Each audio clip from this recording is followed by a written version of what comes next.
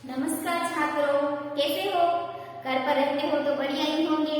तो छात्रों, गीतांजलि परिवार में आज फिर से मैं आप सभी का हार्दिक स्वागत करती हूँ। छात्रों, मेरा नाम है वाघेला पायल और आज हमें जिस टॉपिक की चर्चा करनी है वो है कक्षा 8 में विषय हिंदी, जिसमें हमारा आगे का जो टॉपिक है सवाल बालमन के जवाब डॉक्टर कलाम के, जो एक साक्षात्कार है। तो भारत के भूतपूर्व राष्ट्रपति है यह जो डॉक्टर अब्दुल कलाम है, जो भारत के भूतपूर्व यानी कि पहले के समय के राष्ट्रपति थे। उनका पूरा नाम है डॉक्टर अब्दुल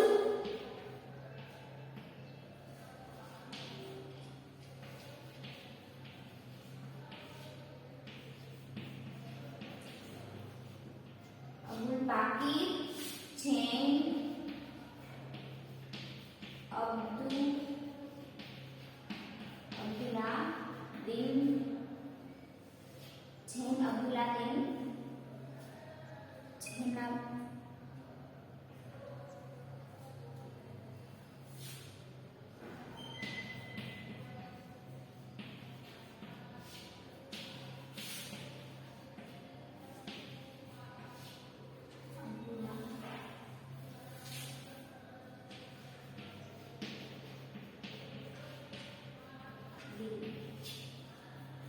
डॉक्टर अब्दुल बाकी जैन अबुलादीन अब्दुल कलाम, उनका यह पूरा नाम है, लेकिन हम सिर्फ उनको क्या कहते हैं? डॉक्टर अब्दुल कलाम।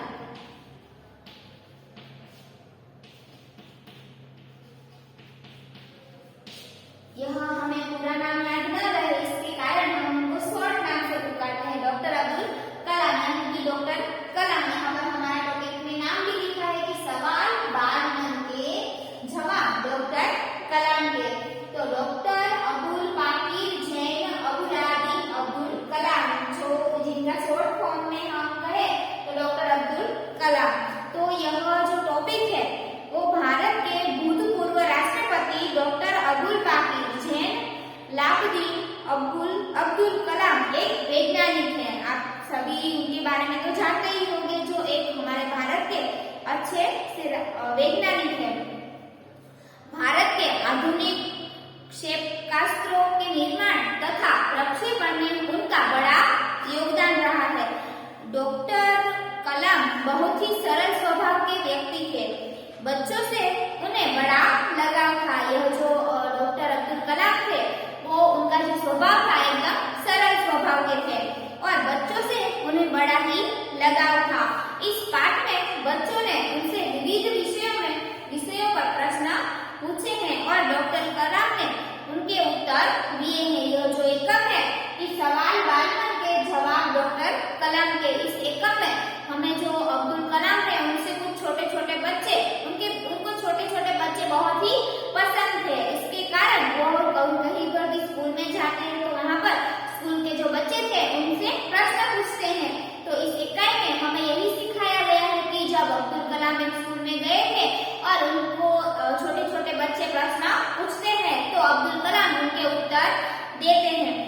आपको अब्दुल कलाम जो थे वो बहुत ही सरल स्वभाव के थे। एक दिन वो जो कोई बड़ी सभा होती, कहीं पर भी बड़ी सभा में जाते, राष्ट्रपति थे तो वो कहीं पर उनको बड़ी बड़ी सभाओं में जाना होता था, तो वो कहीं पर भी जाते तो उनके लिए एक बड़ी सी कुर्सी, राष्ट्रपति है तो बड़े व्यक्ति हैं तो उनके लिए एक बड़ी सी कुर्सी रखी जाती। लेकिन अब्दुल कलाम जो थे वो सभी लोगों के साथ में रहना चाहते थे, सभी लोगों के समान रहना चाहते थे और जो बड़ी कुर्सी उनके लिए रखी जाती उनको हटवा देते और सभी लोग जिस कुर्सी पर बैठते उसी प्रकार की कुर्सी पर वो भी खुद बैठते। वो इस प्रकार है कि राष्ट्रपति है तो उनका मान मोभाव ऊपर होता है तो वो अपनी कुर्सी ऊंची रखेंगे, लेकिन उनके अंदर ऐसी उनका स्वभाव ही ऐसा था कि वो अपने आप को ऊंचा नहीं बताते।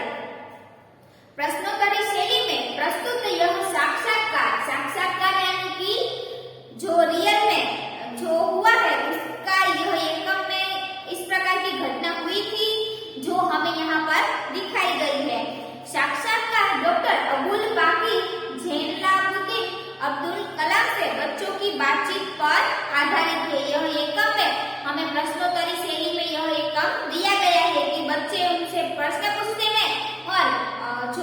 डॉक्टर कलाम है वो उनके उत्तर दे रहे हैं और उनकी जो बातचीत है वो हमारे इस एकम में दी गई है। यह बातचीत तब संपन्न हुई थी जब डॉक्टर कलाम राष्ट्रपति पद पर आसीन थे। यह बातचीत कब हुई थी? जब यह डॉक्टर कलाम जो थे वो एक राष्ट्रपति पद पर जब थे तब यह बातचीत उनसे बच्चों के साथ उनकी हुई थी। कलाम राष्ट्रपति पद पर आसीन थे। जब वो राष्ट्रपति बन गए थे तब वो स्कूल में, उनको तो छोटे बच्चे बहुत ही पसंद थे, इसके कारण वो बच्चों से मिलने के लिए जाते। और डॉक्टर कलाम जब राष्ट्रपति थे तब राष्ट्रपति के पद पर थे तब वो स्कूल में जाते हैं और इस प्रकार की बच्चों के साथ बातचीत होती है जो यहाँ पर हमें दी गई है। वे बच्चों की जिज्ञासाओं का तुरंत उत्तर देने के लिए सदैव तत्पर रहते।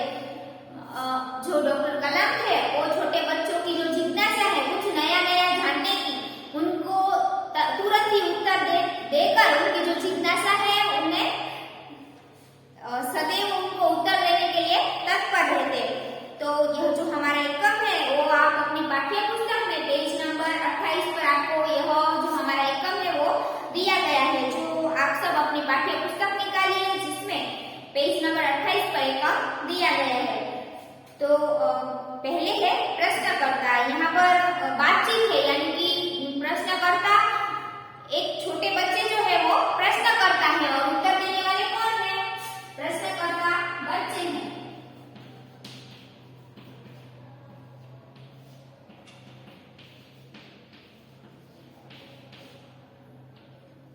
उत्तर कौन देगा? डॉक्टर कलाम।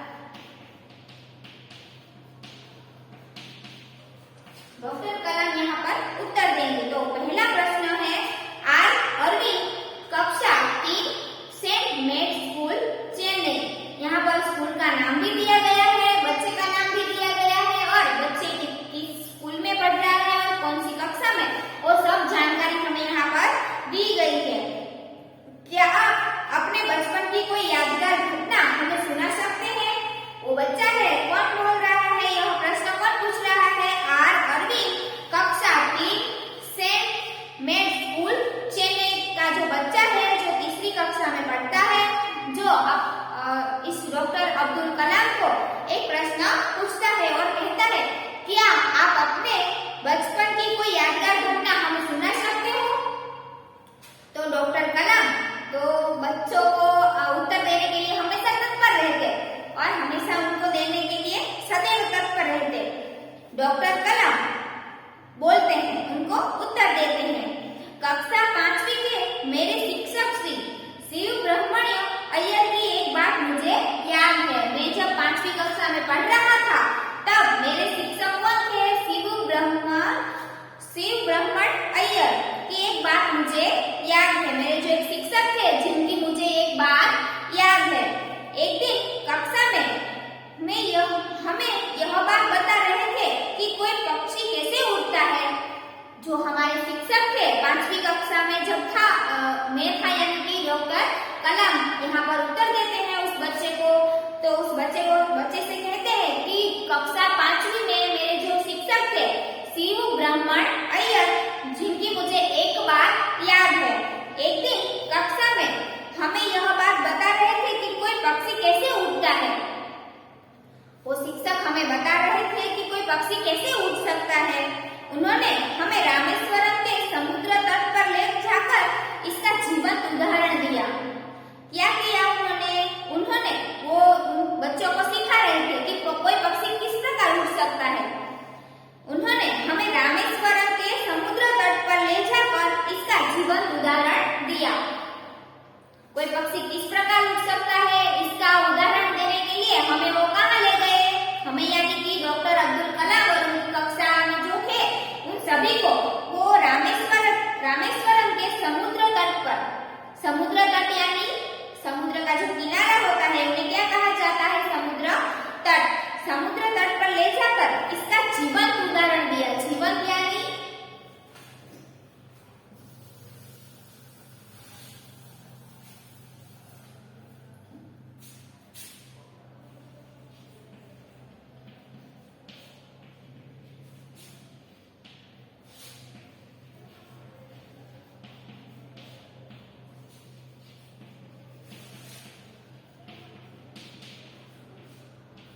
जीवंत यानी जीवित या जीता जागता।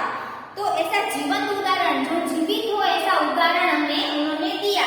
तो इस प्रकार नहीं कि मैं आपको कुछ पढ़ा रही हूँ और मैं आपको उदाहरण दे रही हूँ सिर्फ बोलकर, लेकिन उनके जो शिक्षक थे उन्होंने क्या किया, उस उदाहरण को देने के लिए वो उनको कहाँ ले गए, समुद्र के किनारे, वहां जाकर उनको रियल में खुद वो देख सके इस प्रकार का उदाहरण उन्होंने दिया। वह ऐसी यादगार घटना थी जो मेरे मन मस्तिष्क में हमेशा के लिए बैठ गई।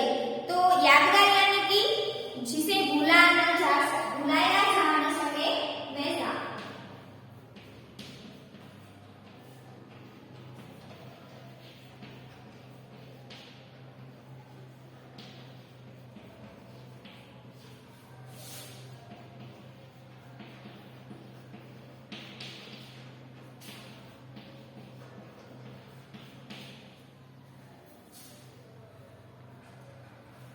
यहाँ पर वो कहते हैं कि वो जो उदाहरण उन्होंने हमें दिया था उस घटना को मैं कभी नहीं भूल सकता और जो मेरे मन मस्तिष्क में हमेशा के लिए बैठ गई। इसी से मुझे आगे विज्ञान पढ़ने की प्रेरणा मिली। यहाँ पर डॉक्टर कलाम कहते हैं कि जब मैं 5वीं कक्षा में था तब हमारे जो शिक्षक थे शिव ब्रह्मण अय्यर, जिन्होंने हमें सिखाया कि कोई पक्षी किस प्रकार उड़ सकता है, तो उस उदाहरण को देने के लिए, दिखाने के लिए वो हमें कहाँ ले गए, समुद्र के किनारे ले गए। और वो जो घटना थी वो मुझे आज भी याद है, जिसे मैं कभी नहीं भूल सकता। और वो जो घटना थी वो मुझे मेरे मन मस्तिष्क में इस प्रकार हमेशा के लिए बैठ गई। इसे मुझे आगे विज्ञान पढ़ने की प्रेरणा मिली। यह जो उदाहरण उन्होंने दिया इसके आधार पर मुझे आगे विज्ञान पढ़ने में कुछ सहायता मिली, प्रेरणा मिली यानी कि सहायता मिली। कुछ नया करने, ऐसी कहे कि कोई अच्छी ऐसी बात हमें सुनने को मिले तो हमें भी कोई सैनिक है जो नया भर्ती हुआ हमारा दोस्त है तो हमें भी उससे प्रेरणा मिलेगी, हमें भी ऐसा होगा कि हम भी ऐसा कुछ बने, कुछ नया, हम भी इस प्रकार कुछ सैनिक बनेंगे। तो इस प्रकार इसे क्या कहते हैं, प्रेरणा। किसी दूसरे व्यक्ति से कुछ नया सीखने की तमन्ना। प्रश्नकर्ता अब दूसरा प्रश्न यहाँ पर पूछा जाता है। सरयू मकर कक्षा 5, कौन सी कक्षा का बच्चा है यह? 5वीं कक्षा का, जो वाल्मीकि नगर हिंदी माध्यमिक शाला नागपुर की जो वाल्मीकि नगर हिंदी माध्यमिक शाला है वहाँ का जो बच्चा था 5वीं कक्षा का, वो डॉक्टर कलाम से प्रश्न करता है। यहाँ पर प्रश्न दिया गया है कि बचपन में हमें किस भाषा को प्रमुखता देनी चाहिए। हिंदी माध्यमिक शाला का बच्चा जो है वो उनसे 5वीं कक्षा का वो कहता है, डॉक्टर कलाम से प्रश्न पूछता है कि बचपन में हमें किस भाषा को प्रमुखता देनी चाहिए। तो यहाँ पर डॉक्टर कलाम जवाब देते हैं। तो उनके जन्म के बारे में मैं आपको कुछ बता देती हूँ। उनका जन्म 15 अक्टूबर, डॉक्टर कलाम का जन्म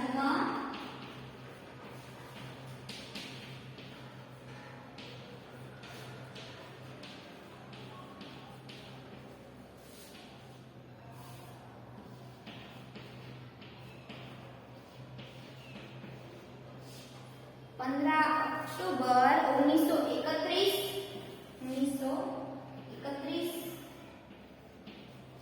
नागपुर रामेश्वरम के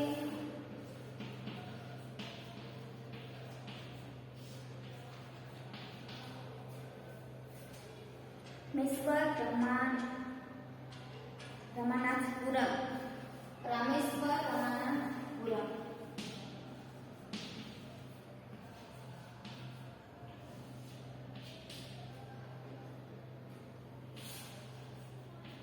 जिला तमिलनाडु।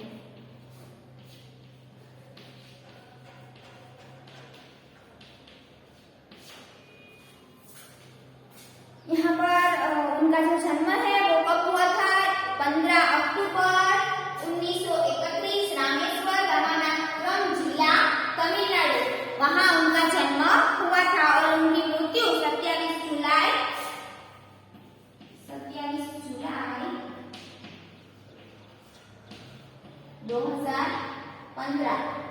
2015 में उनकी मृत्यु हुई। कुल उन्होंने 83 साल वो जीवित रहे और कई सारी विज्ञान के क्षेत्र में कई सारे संशोधन उन्होंने किए। यहाँ पर प्रश्न कौन सा था? 5वीं कक्षा का जो बच्चा था, जो हिंदी माध्यमिक स्कूल नागपुर का यह बच्चा था, जो सवाल कर रहा है कि बचपन में हमें किस भाषा को प्रमुखता देनी चाहिए। तो यहाँ पर डॉक्टर कलाम जो है वो उत्तर देते हैं, मैंने स्वयं माध्यमिक शिक्षा तक की पढ़ाई अपनी मातृभाषा के माध्यम से पूरी की है। यहाँ पर डॉक्टर कलाम जो है वो उत्तर देते हैं कि मैंने माध्यमिक शिक्षा तक की पढ़ाई अपनी मातृभाषा के माध्यम से पूरी की है। कॉलेज मातृभाषा यानी हमारी जो मातृभाषा है, यहाँ पर उसकी बात बताई गई है कि मैंने स्वयं माध्यमिक शिक्षा तक की पढ़ाई अपनी मातृभाषा के माध्यम से पूरी की है। कॉलेज और उससे आगे की शिक्षा अंग्रेजी माध्यम की संस्थाओं में ही हुई है। उन्होंने माध्यमिक शिक्षा तक अपनी मातृभाषा में सीखा और कॉलेज और उससे आगे की पढ़ाई उन्होंने अंग्रेजी माध्यम की संस्थाओं में की है। जहाँ पर अंग्रेजी माध्यम का शिक्षण मिलता था, वहाँ पर उन्होंने कॉलेज और उससे आगे की शिक्षा वहाँ पर प्राप्त की थी, ऐसी संस्थाओं में जहाँ अंग्रेजी माध्यम हो। मेरा मानना है कि हम कॉलेज में भी माध्यम के रूप में मातृभाषा का चुनाव कर सकते हैं। और यहाँ पर डॉक्टर कलाम जो है वो कहते हैं कि मेरा मानना है कि हम कॉलेज में भी माध्यम के रूप में मातृभाषा का चुनाव कर सकते हैं। हम कॉलेज में आए तो हमारे भाषा चुनने का एक ऑप्शन आता है। जो हमें कोई मातृभाषा में पढ़ना हो, अंग्रेजी माध्यम में पढ़ना हो, कोई भी भाषा में पढ़ना हो, तो यहाँ पर हमें ऑप्शन दिया गया होता है। तो यहाँ पर अब्दुल कलाम जो है वो कहते हैं कि मेरा मानना है कि हम कॉलेज में भी अपनी माध्यम के रूप में मातृभाषा का चुनाव कर सकते हैं। हम खुद निश्चय कर सकते हैं कि हम मातृभाषा में कॉलेज की जो शिक्षा है वो पढ़ सकते हैं, क्योंकि युवा अपनी मातृभाषा में ही सोचता है। क्योंकि हमारी सोचने की जो शक्ति होती है वो अपनी मातृभाषा में ही हम सोचते हैं। हम पढ़ते हुए अंग्रेजी माध्यम में और सोचेंगे तो गुजराती माध्यम में ही सोचेंगे, उसी में अपनी बात सहजता से कहने में सक्षम होता है। हर व्यक्ति जो अपनी मातृभाषा में सोच सकता है, अपनी मातृभाषा में हम सोच सकते हैं, तो हम उस प्रकार बोल भी सकते हैं। तो हमने अगर मातृभाषा में कॉलेज की शिक्षा प्राप्त कर रहे हो, तो हम अपने विचार भी उसमें रजू कर सकते हैं। हर इसमें कोई भी दो राय नहीं, पर इसमें कोई भी दो राय नहीं है कि वैश्विक स्तर पर संपर्क के लिए हमें अंग्रेजी जैसी एक संपर्क भाषा की नितांत आवश्यकता है। हम जैसे जैसे ऊपर वैश्विक यानी विश्व का स्तर,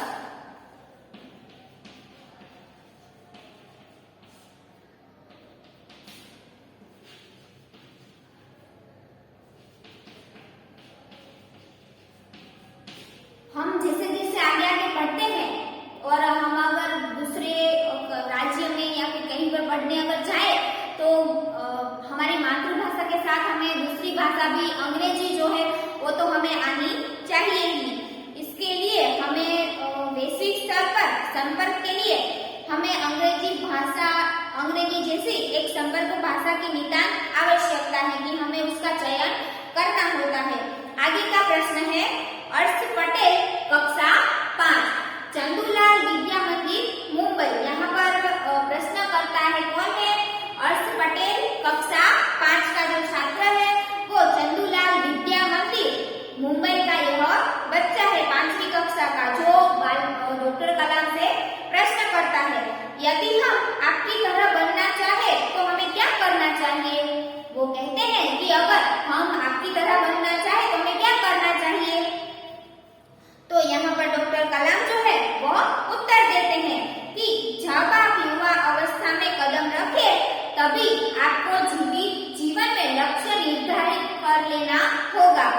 कहते हैं यहाँ पर क्या कहते हैं, वो बच्चा कौन सा प्रश्न पूछता है कि यदि हम आपकी तरह बनना चाहे तो हमें क्या करना चाहिए।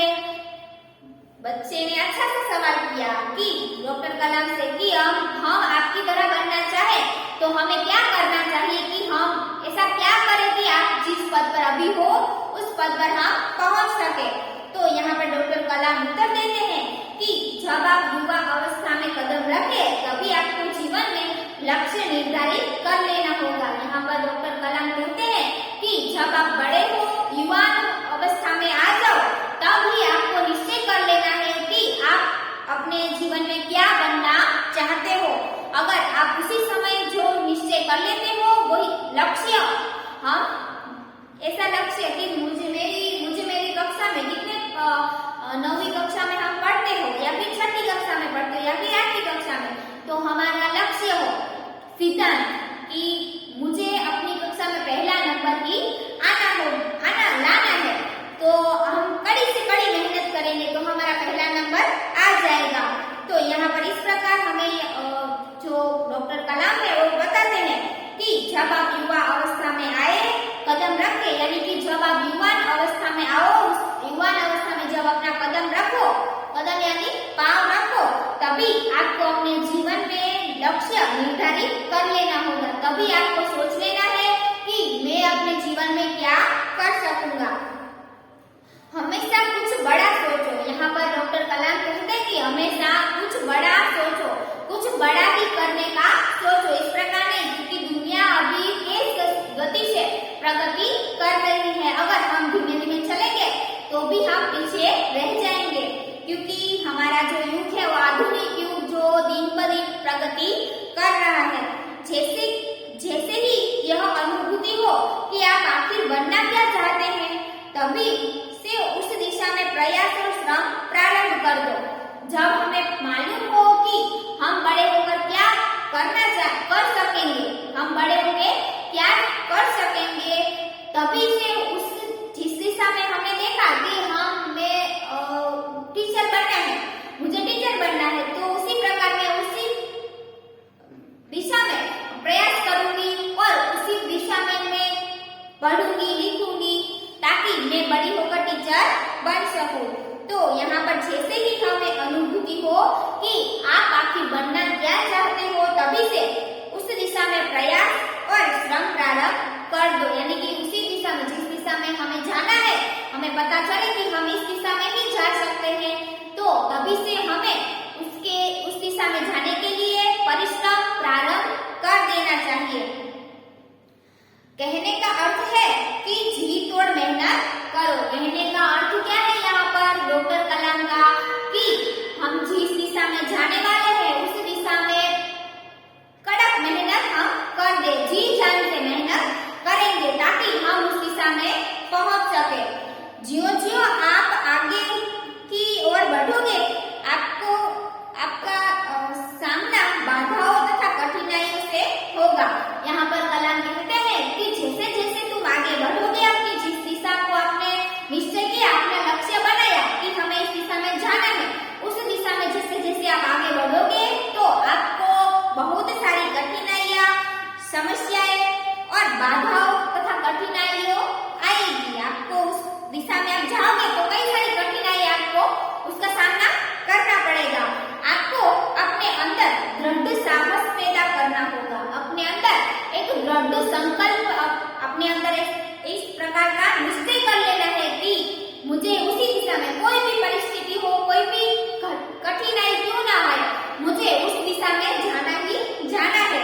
समस्याओं को पराजित करने में महारत हासिल करनी होगी। कोई भी समस्या हमारे सामने आए तो उस समस्या से कभी हम हारेंगे नहीं और उस समस्या को सुलझाने का पूरा प्रयास करेंगे, ताकि हम जो दिशा हमने निश्चय की है उस दिशा में आगे बढ़ सके। तभी जीवन में सफल हो पाएंगे, तभी हम अपने जीवन में सफल हो पाएंगे। अगर हम जिस दिशा में हमने निश्चय किया कि हम उस दिशा में जाएंगे, लेकिन हमें कुछ समस्या आई तो हम रुक गए, तो हम आगे नहीं बढ़ सकते।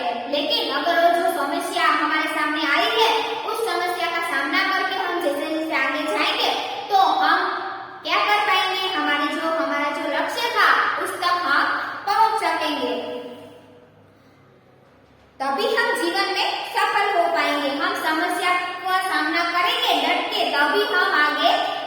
जाएंगे।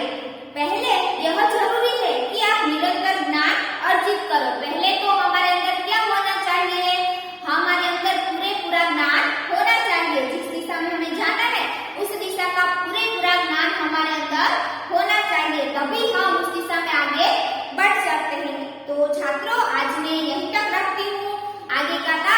आगे के टास्क में हम आगे का पाठ पढ़ेंगे। तो आज मैं आपको होमवर्क दे देती हूँ कि आज आपको होमवर्क में अभ्यास का जो पहला प्रश्न है वो आपको लिखना है। बाकी के प्रश्न मैं आपको आगे के टास्क में दूंगी। तब तक यह जो पूरा इकाई है वो एक बार पढ़ लेना, ताकि अच्छी तरह से समझ में आ सके। और एक वीडियो जो है वो भी बारंबार देख लेना, ताकि इसमें भी कोई प्रश्न न रहे। तो आपने मुझे इतनी देर तक सुना, इस बदल आप सभी का तहे दिल से धन्यवाद।